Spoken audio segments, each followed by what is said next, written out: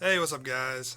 Got another WTF review for you today. This is going to be Winners Take All, and from 1987. I actually found this movie looking for another movie I was trying to remember from my childhood that my sister made me watch all the time, called American Anthem, but that's not a very good movie at all. I watched that the other night. But anyway, this movie is it's actually pretty good. I was kind of surprised. It's about like dirt bike racing and supercross, I guess as the terminology. I'm not very familiar with it, but I don't think this was particularly very popular back in the 80s, but I could be wrong. I know it's like really popular now with the X Games and stuff like that. But yeah, this film, I don't really think I've ever heard of it before. It's from '87. It's got Don Michael Paul, Kathleen York, who really came off like a Laura Dern to me. I almost thought it was Laura Dern at first because she's about the right age in the movie.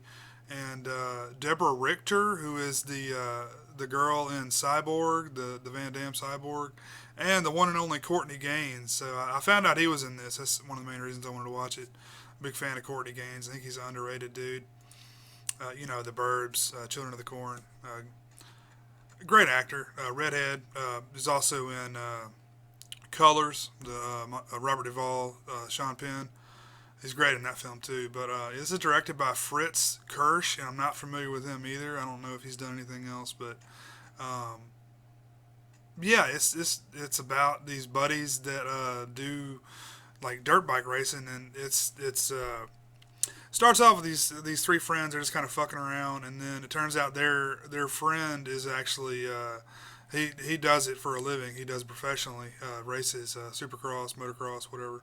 Um, but yeah, they're old friends, and what I thought was unique about this film is it's actually this is not like high school kids. I thought most of the films like this are always like really young, like high school kids are supposed to be high school kids. These are kids probably like in their mid 20s, or not kids, but adults in their mid 20s.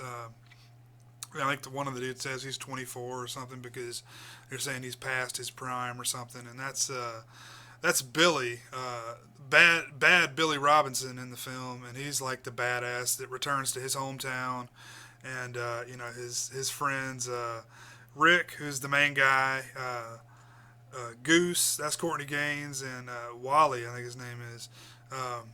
They all go see him, and they're racing in the same race he is, and he races for this like race team that's a bunch of assholes. Billy does. Anyway, they're all in this race, and come to find out that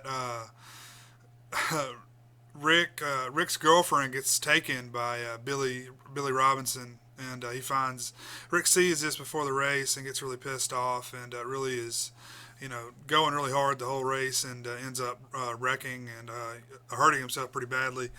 And he's pretty pissed off. He, very typical, just wants to give it all up, and runs into this other female rider, and eventually gets his desire to race back, and gets his bike built back new. And it's just lots of cliche bullshit in there. But I mean, I thought it was an okay film. Of course, he and this other female rider develop a love interest. Obviously, you know that from like minute one that they meet. But then they eventually go on, and they're doing Supercross in Dallas as their main goal, and she's teaching him and his two friends Wally and Goose how to race as well. So they're all going to Dallas. They all try out. Of course, he makes it, and his friends don't.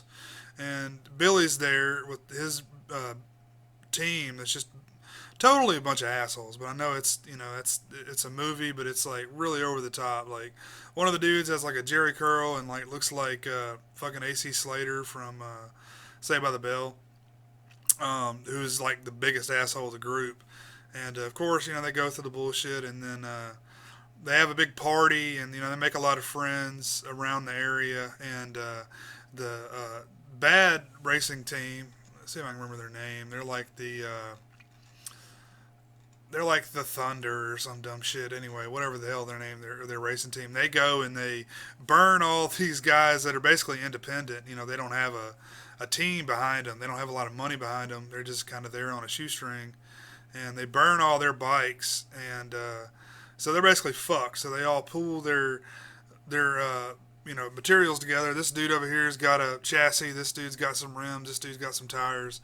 and they all pull this shit together, and they actually build a bike there right before the race. Obviously, oh, they almost don't get it started, but then the big buff dude like stomps on it real hard and gets it started. So, I mean, just lots of cliche bullshit, which is to be expected of a film like this. Um, but I don't think it was done in a bad way. I really don't. I think it could have been worse. It's been done worse. But when they're all getting the bike together, it's like a bunch of like characters you've never even seen in the movie, and they're like really bad actors. They're like, I've got a whatever engine, and the other dudes, I've got some tires. It's just stupid. But they build the bike, get it started. Of course, they get the race going, and you think it. This is one thing that did kind of throw a curveball to me. You thought it was gonna just go, and Billy was gonna win, be the hero, all that good shit. Not Billy. Rick was going to be the winner, the underdog, going to come ahead and win the whole thing.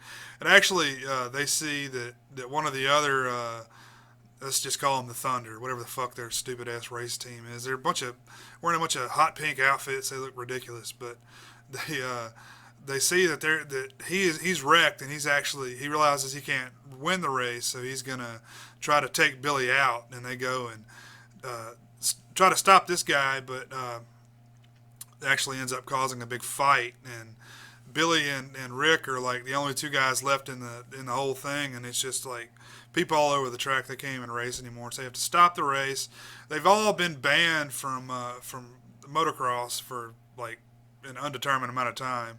So basically, all these dudes' careers are over. So like, fuck it, Billy, you're a piece of shit. And Billy's like, you can't ever handle me. It was right there at the end. You couldn't win it. You're not a winner. All that great bullshit. It's lots of back and forth. Like Rick is like got this whole other storyline where he can't, ever win. He's always in Billy's shadow, whatever.